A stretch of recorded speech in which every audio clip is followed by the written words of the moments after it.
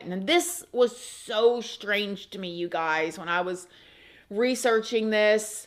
She ended up telling the investigators that 2 dealers named Sam and Emmanuel had ended Makenzie's life because they thought she was an informant. Liz said that Sam told her about it one day when they were watching a film of the incident, which was supposedly actual video footage of what happened to Makenzie. She said that he choked that bee to hush her up, basically. We choked that bitch to shut her up. And that's what he said. At that moment, Sam Cuevas had basically told you he had murdered Makenzie Cowell. Yes. He said they had to choke her 2 times because they choked her once, they thought she was dead. However, the bizarre thing about this situation with Liz is she was able to describe the weapon that was used on Makenzie before it had ever even been announced to the public. She even gave investigators a ring that she claimed belonged to Makenzie.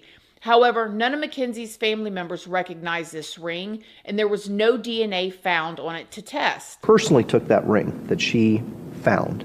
I showed it to Reed Cowell, I showed it to Wendy Cowell, I showed it to Makenzie's boyfriend.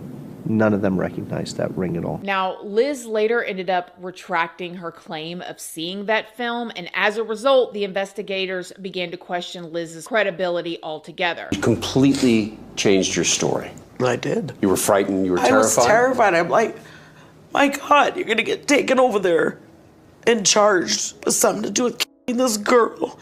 Can Liz Reed be trusted?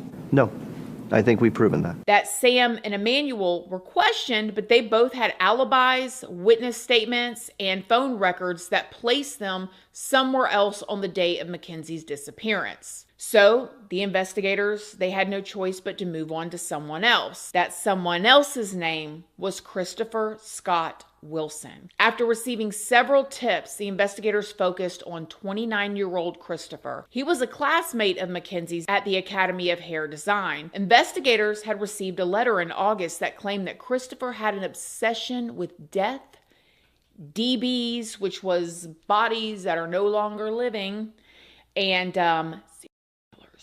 one classmate even told investigators that Christopher had said that he used to work in funeral homes and that he liked to open people up. People who knew Chris definitely said that he was strange